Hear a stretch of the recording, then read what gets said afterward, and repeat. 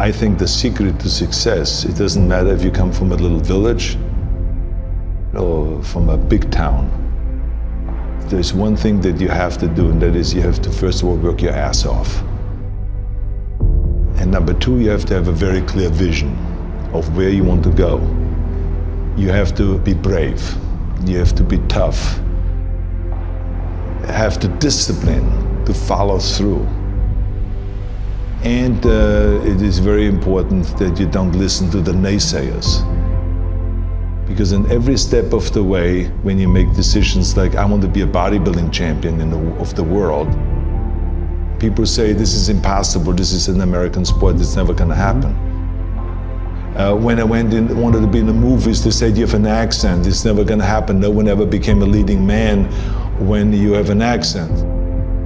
Everything is always impossible until someone does it. Trust yourself, break some rules, don't be afraid to fail, ignore the naysayers, and stay hungry.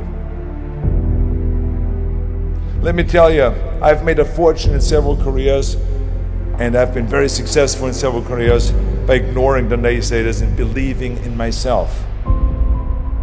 Imagine you're 15 years old and you're in Austria and you say to the people, I want to be the bodybuilding champion of the world. Of course they come to you and say, but wait a minute, that's not an Austrian sport. Bodybuilding, that's an American sport. But you know something, I had it very clear in my vision and I knew exactly what I wanted to do. I wanted to be a bodybuilding champion. And I started training 1 hour a day, 2 hours a day, 3 hours a day. By the time I was in military service, with the age of 18, I trained 4 or 5 hours a day. And I became the youngest Mr. Universe ever. The youngest world championship at the age of 20. So much for it can't be done. And right after that, because like I said, you have to be hungry, I went after my next goal, which was to come to America. I came over here with empty pockets, but full of dreams, full of desire. I knew that this was where I could continue my bodybuilding career and start acting also, go into the acting profession. So I immigrated here and I kept training and training hours every day, 5 hours, 6 hours a day, and won 1 world championship after the other. By the time I was finished with bodybuilding, I won 13 world championship titles, more than anyone. And then again, I was hungry to move on, because you can't do bodybuilding for the rest of your life. I wanted to move on, and I knew it was acting that I wanted to get into. But again, I faced the same obstacles where people said it can't be done.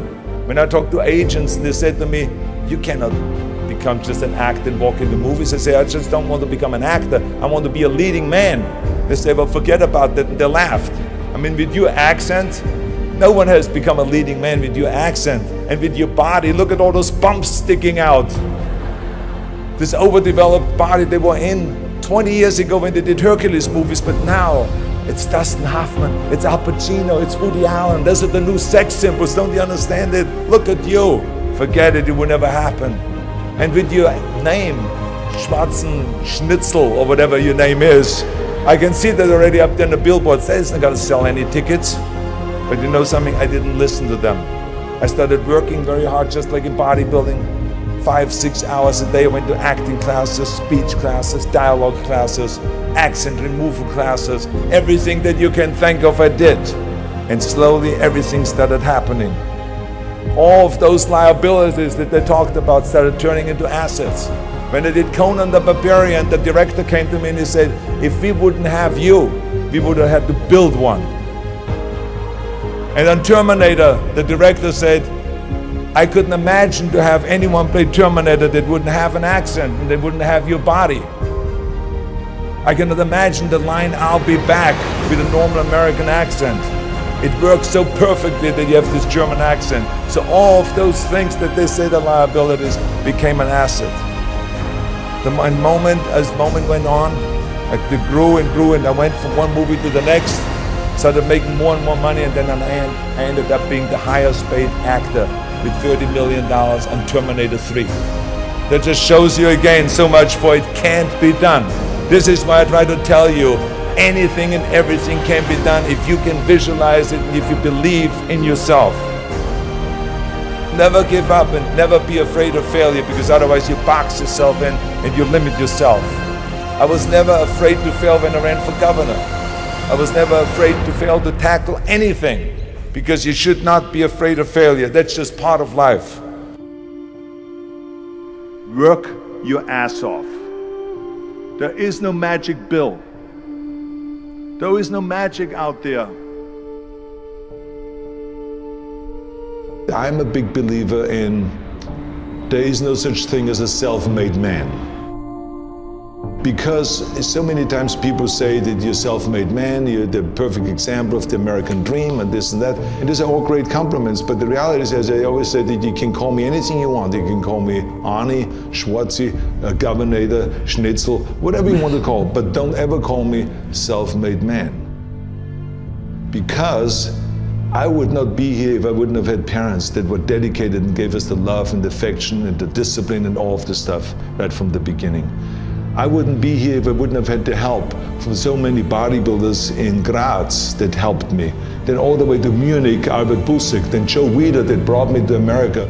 He brought me to America and he gave me the confidence. He paid for the first apartment in South America. Without that, I wouldn't have made it. So how can I say that I'm a self-made man? Including when I was governor, I had 5 million people voting for me. Every one of those people that voted for me helped me to become governor. How can I say that I made myself, right? So this would be nonsense, ludicrous.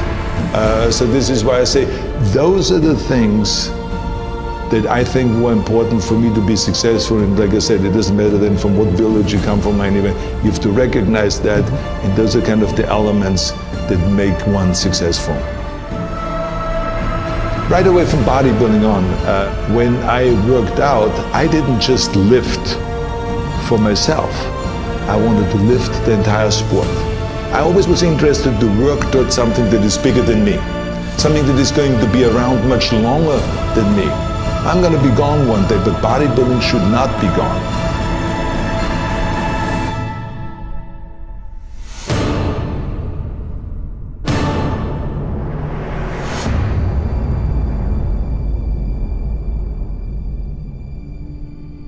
No matter how successful you get, no matter how old you get, you always have to be hungry for more.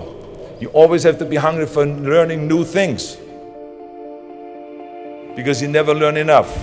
I, for instance, learned, when I grew up, I always thought that greatness was directly tied to fame and fortune. I thought that the big career and the money and the achievement would equal success. But I was dead wrong. But I learned that later on. I learned that totally by coincidence. When the University of Wisconsin did a research program on what effect weight training would have for Special Olympians, for intellectually challenged people, they called me. They said, Arnold, you're the expert in this subject. We want you to come up to the university and to help us with our program, to help us with our Special Olympians. And I flew up to the University of Wisconsin and I helped. And there were these kids. The first exercise we decided to do was bench press, and they were all standing in line. The first kid laid down on a bench. I put a 40-pound barbell over his chest and he did a simple exercise of bench press. He did 10 reps. Then he got up, and then the next one laid down. I put the barbell over his chest, and then that kid started breathing really heavy, and all of a sudden he started screaming really loud. And he jumped up, I pulled the bar back, and he started shaking. I realized that he was scared of the weight. So I calmed him down. I said, that's okay. Just watch your friends do the bench press, and maybe you want to try it again. And the friends came through and they did all their bench press, and everyone did great performance. And then all of a sudden he stood in line on the end and tried again. He laid down. This time I gave him the empty bar, just the 20 pounds. And he did 10 reps. And then I said, you want to have more plates on it? More weight? He said, yes. So I put 2 more plates on it. Now it was back to the 40 pounds that he had earlier. And he did 10 more reps. Then he said more. Then I put 2 more plates on it. Now it was 60 pounds. He did another 10 reps. And he said, more. He did then 80 pounds. Then I lifted the weight off and he jumped up, high-fived everyone, and he was so excited. And it was a real eye-opener for me, because when I saw that kid going from terror to self-confidence in a short period of time. So I want you to remember, have a vision, think big, ignore the naysayers, work your ass off, and give back and change the world. Because if not us, who? If not now, when?